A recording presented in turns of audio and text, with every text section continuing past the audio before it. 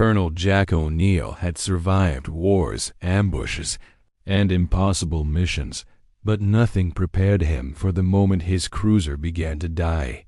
Alarms screamed through the ship as the stars twisted unnaturally outside the viewport.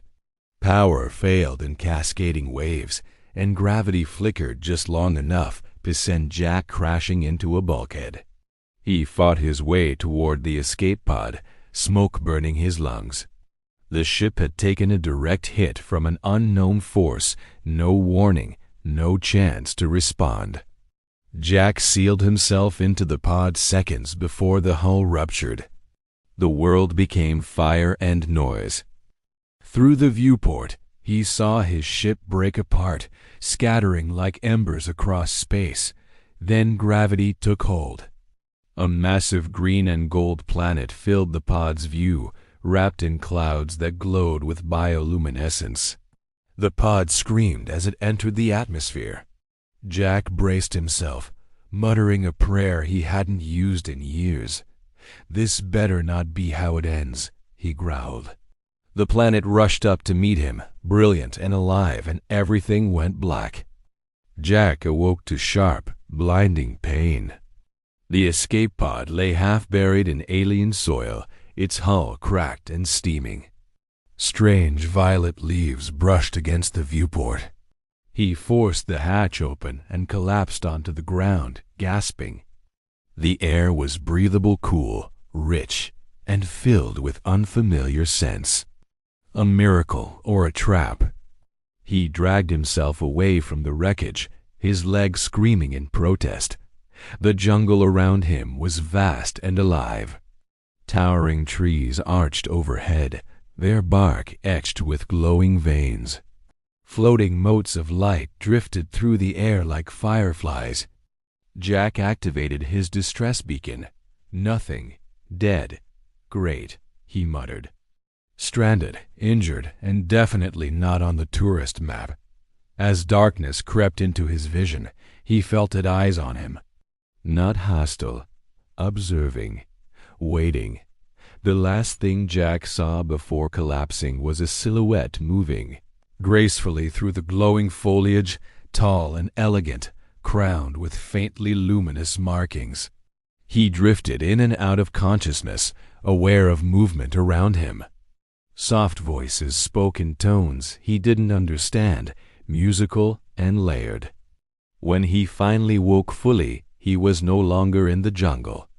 He lay on a bed grown from crystal and living wood, and she stood at the foot of the bed. She was tall, slender, her skin glowing faintly with iridescent patterns. Her eyes were luminous silver blue, filled with intelligence and curiosity. A circlet of living crystal rested on her brow. Jack tried to sit up and failed. "Easy," she said in accented but understandable galactic common. "You were badly hurt." Jack blinked. "Either I'm hallucinating, or I crashed into a fairy tale." Her lips curved into a small, surprised smile. "I am Princess Saralith of Eloria," she said. "And you have fallen from the stars." "Human." Saralith watched Jack carefully as healers worked, their hands glowing with bioluminescent energy. She had never seen a human before. He was broader than her people, rougher, scarred by a life of violence, and yet there was kindness in his eyes. "You saved me," Jack said hoarsely. She nodded. "Our scouts found you near the crash site. The forest would not have spared you." "I owe you my life," Jack muttered. Saralith studied him, intrigued by his directness.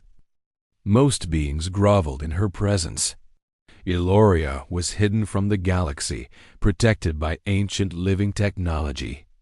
Outsiders were myths until Jack fell from the sky.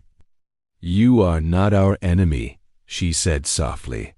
"But your arrival may bring enemies with you." Jack met her gaze. "Then I'll help you deal with them." "I didn't survive this long by running." Over the following days, Jack healed. Elorian medicine was woven from light, song, and living crystal. Sarolith visited often, bringing him food and questions. "So humans do not glow?" she asked once, fascinated. "Only when we're radioactive," Jack replied dryly. She laughed, a bright, unguarded sound. They spoke of their worlds. Jack told stories of space wars and broken alliances. Sarolith spoke of Eloria's harmony and its fragile peace. "I am to be wed," she admitted quietly one night. To secure an alliance, Jack stiffened. "Do you want to be?" No. The silence between them felt heavier than gravity. When Jack was strong enough to leave the healing chambers, Sarolith took him beyond the palace. Eloria unfolded before him like a dream. The city was grown, not built. Towers of crystal and living stone rose organically from the ground, veined with soft bioluminescence. "You're telling me this is real?" he asked quietly. Sarolith watched him with amusement. "You humans see only utility in structures. Eloria is alive." "We do not shape the world, we listen to it," Jack exhaled. "Back home, we'd already have tried to weaponize half of this." Jack began training with the Elorian Guard. "You defend beautifully," he told them, "but you don't think like your enemies." He taught them ambush tactics and deception. In return, Sarolith taught Jack Elorian customs. One evening, they sat atop a floating terrace. "Humans joke even when afraid," Sarolith observed. "Yeah," Jack said. "It keeps us from breaking." She smiled. "Then perhaps fear is not weakness, but proof of caring." Something warm settled between them, unspoken, undeniable. The warning came at dawn. Elorian scouts returned breathless. Foreign fleets had been detected at the system's edge. "They followed the energy trail from your crash," Sarolith said quietly. Jack clenched his fists. "Then this is my fault." "No," she said firmly. "This is the galaxy discovering what it should have left untouched." The conclave argued. "Hide, run, seal the world." Jack stepped forward. "They won't stop just because you disappear," he said. "They'll come back, stronger." Silence fell. For the first time, an elder said slowly, "We must fight." That night, Sarolith came to Jack's chamber. "I can have you escorted off-world," she said. Jack didn't hesitate. "No," she blinked. "You would stay, knowing what comes." "I didn't survive everything else by running," he replied. "And I won't start now." Her light patterns flickered conflict, fear, relief. "Then I choose you," she whispered, "not as a duty, as my will." Jack reached for her hand, careful, reverent. "Then whatever happens," he said softly, "we face it together." The stars above Eloria burned. Jack stood on a crystalline battlement as alien ships breached the planet's defensive veil. He had spent days adapting Elorian technology, teaching squads to think in layers. Now, theory met fire. The first barrage struck the planetary shield. Eloria answered, not with brute force, but precision. Energy lances curved like living things. Jack coordinated from the command nexus. "Don't chase. Hold formation. Let them overextend." When the first ship fell, the city below watched in stunned silence. Eloria had fought, and it had won. For now, victory did not bring relief. That night, Jack stood alone on a balcony. He sensed her before he heard her. Sarolith joined him, weary. "We lost 12 defenders," she said quietly. Jack nodded. "They won't stop." Silence stretched between them. "If I fall," she said suddenly, "Eloria will endure." Jack turned to her. "Not without you." She smiled sadly. "You humans fight like you love fiercely, without calculation." "Yeah," he replied. "We're bad at halfway." Soralith stepped closer. "Then hear this clearly." She rose onto her toes and kissed him. It was a vow made without words.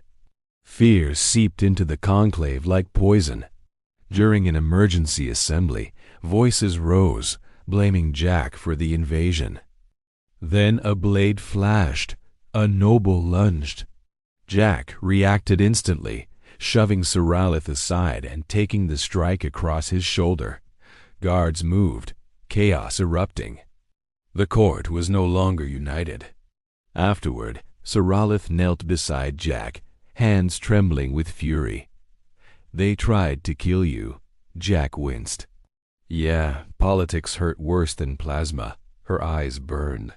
"I will not let them take you from me." The second invasion came sooner than expected. The enemy struck the capital directly. Sirens sang through the city as Jack rushed to the inner gates, blood still seeping through his bandages. "Fall back," someone shouted. Jack shook his head. "If they breach here, they reach the conclave." He planted himself at the gate, alone. Energy fire screamed through the air as Jack returned fire, using cover, timing, and a stubborn refusal to yield. Elorian defenders rallied behind him. A blast threw him against the wall. Another shattered his weapon. Still, he stood. When Soralith arrived with reinforcements, she found him on his knees, shielding wounded guards with his own body. "Jack," she cried. He looked up, grinning weakly.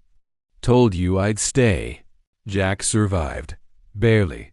The conclave convened again. Soralith was offered full queenship. There was one condition. The human must leave. He was too divisive, too dangerous, too beloved. Soralith stood before them, radiant and furious. "You ask me to rule without my heart," she said. "That is not strength. That is fear." She shook her head. "Then the way must change." She turned her back on the conclave and walked to Jack's side, taking his hand openly. "I choose him," she said. "Not as consort. Not as symbol. As my equal." Jack squeezed her fingers. "You sure? I come with baggage." She smiled. "So does every crown." And in that moment, love became rebellion. Peace did not arrive with trumpets. It arrived slowly. Jack healed. He learned how to walk without pain again, how to sleep without expecting alarms. He learned Eloria didn't need him to fight anymore. It needed him to stay. The people greeted him with quiet respect. Children whispered about the starbound guardian. Jack hated the title. "Sounds like I glow or something," he muttered once.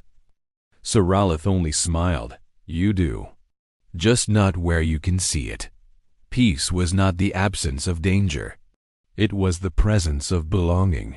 Years later, Jack returned to the crash site. The escape pod had been preserved beneath a crystal arch. It was no longer a symbol of loss but of arrival. Soralith joined him, their children racing ahead through the glowing grass. "Funny," Jack said softly. "Worst day of my life." She rested her head against his shoulder. "And the best." Jack had fallen from the void with nothing. He had gained a world, a family, a purpose. And as laughter echoed across the valley, the universe seemed to agree. Some fairy tales do not end. They continue. Thanks for watching. Like and subscribe for more stories.